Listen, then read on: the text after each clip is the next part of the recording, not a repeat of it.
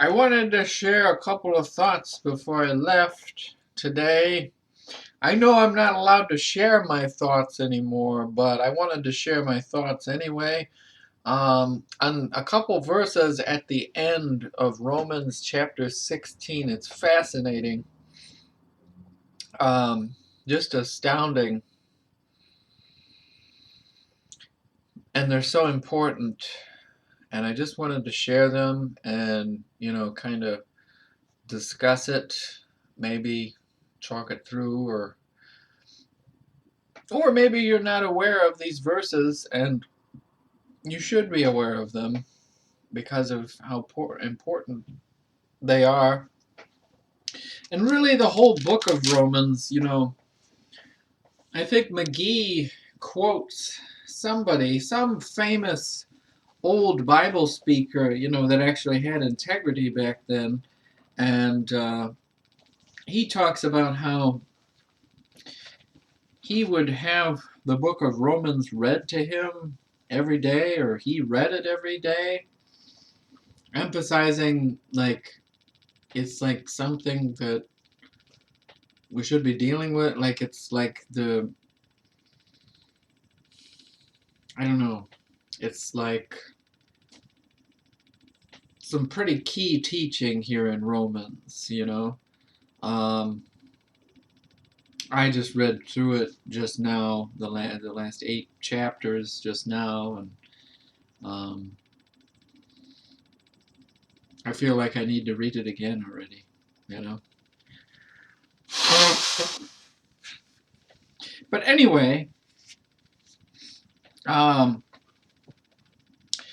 these last couple verses are extremely important, and then I wanted to do another thought that I had early this week on James.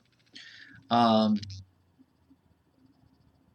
but anyway, as he's closing Romans here in verse 17 and 18 and 19,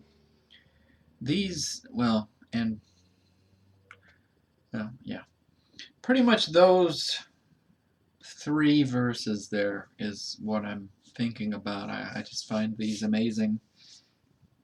So starting at verse 17 of chapter 16 in Romans. Now I beseech you, brethren, mark them which cause divisions and offenses contrary to the doctrine which ye have learned, and avoid them. For they that are such serve not our Lord Jesus Christ, but their own belly. But by good words and fair speeches deceive the hearts of the simple. For your obedience is come abroad unto all men. I am glad therefore on your behalf, but yet I would have you wise unto that which is good, comma, and simple concerning evil.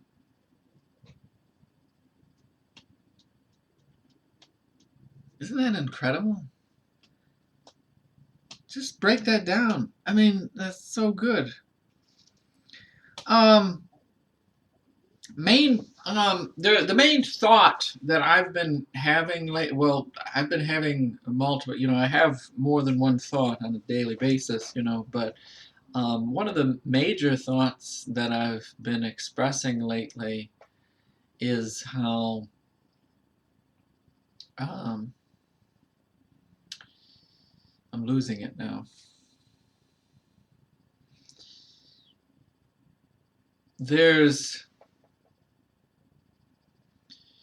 There's people in the church who, isn't that kind of what it's talking about there? I mean, this is like a key issue today is infiltration within the church. If you corrupt a doctrine or a legislature or a foundational principle, maybe a constitution, basic human rights,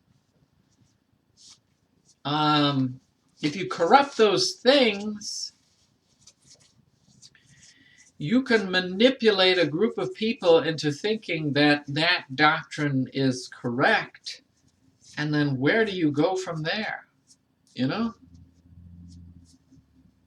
Now people will think that, like today is my my dear friend's birthday. I think he thinks that way, that like Bible people are all like Southern like gun-toting, ignorant, Trump-voting,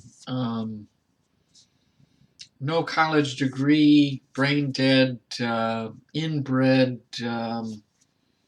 You know, that's kind of how he views me, I think, these days. I think that's how they view church people, you know, or maybe it's born-again Christians. Maybe he's never really understood what that means, really born-again, Bible-believing Christian. But he would think that I am just simple. I am so pathetically simple. I mean, look at me with my stupid tie and red shirt, obviously. But really, maybe it's good to be simple about it, you know?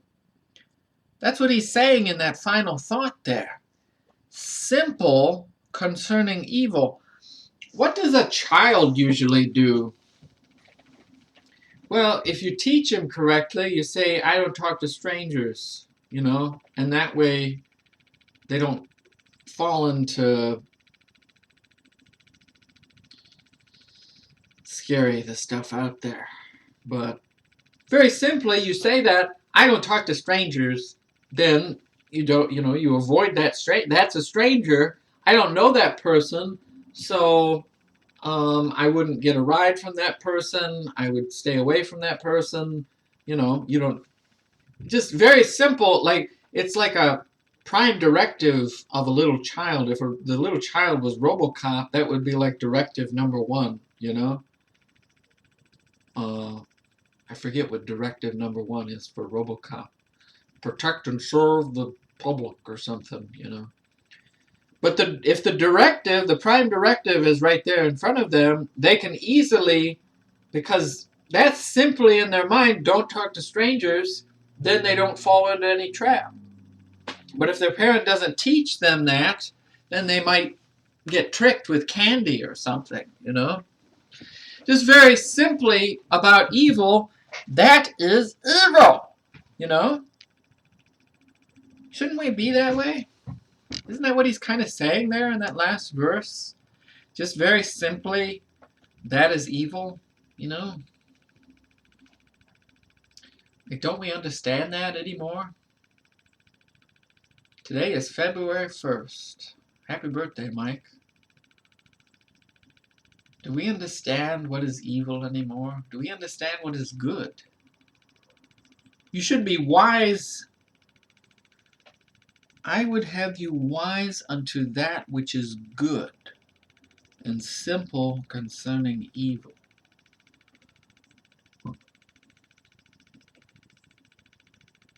These verses are so awesome.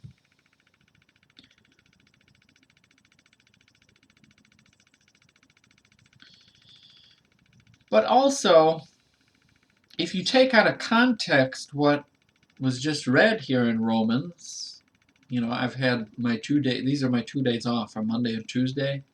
This is when I get my Bible reading done. So I've read through Romans here in the past 2 days, and if you try to manipulate what is written there,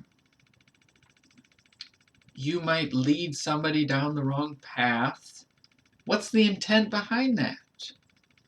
Is it works? Is it to... What's the goal? What's the end game of everything? Shouldn't everything be motivated with love? The love of Jesus Christ? Why are you trying to manipulate people? What is your goal? Is it spreading the gospel? Is it spreading His word? Is it furthering the cause of Jesus Christ? Or is it some ulterior motive? And then what is good? You know? If you manipulate the thinking on that, you can come into the same issues. Like, if I'm a legalist, you could come after somebody about, you know, their enjoyment of, maybe it's some dumb old television show like Star Trek. I just remembered, I just talked about red shirts, you know, how, yeah, that's a Star Trek joke regarding security officers that get wiped out immediately when they go on the ground missions, you know. But if you're a legalistic person, you might think I'm a Satanist immediately because maybe I enjoy watching those old Star Trek episodes because they promoted thinking, you know. But what is good? Is that good for me to enjoy something? No, you can't enjoy that. The only thing you can do, the only thing that is good, Alex, is reading the Bible. That's it. It's the only good thing. What about bacon? Well, it's not good for you, so shouldn't, you know. But it tastes good, but it's bad for you, all right? Well, they talk about that toward the end of Romans also. Talking about different foods and how people will judge you, or maybe you'll misjudge somebody over smoking. Maybe he's like the greatest Bible speaker you've ever seen, but he's addicted to one of those types of cigarettes that I can never find in our cigarette cabinet at the store, you know? Like Montego Eagle Red 100 short longs, you know? And then I'm like, well, I can't find it. Like, where is it? I don't know where it is. And then like, it's right in the top left, the third shelf from the left, from the right, from the bottom. And then I'm like, no, you idiot, it's over there, you know. And that pastor enjoys those cigarettes, but since you have a problem with cigarettes, then you immediately dismiss him. Oh, he's addicted to cigarettes. Oh, he's a drug addict. He's evil. I don't know. I don't know. I was just kind of brainstorming my thoughts. I think I'm just going to give up here. But those 3 verses, I'm just going to read them one more time and then I'll stop rambling. But this is fascinating, these 3 verses here.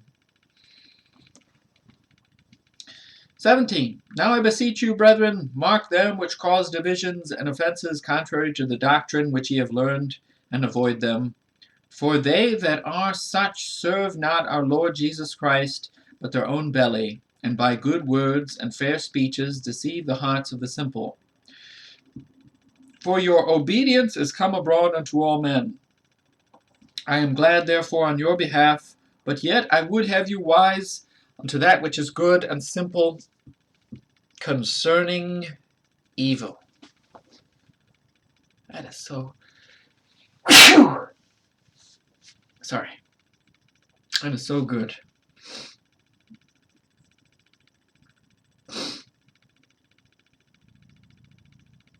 Simple concerning evil. Thank you for listening. Have a blessed day.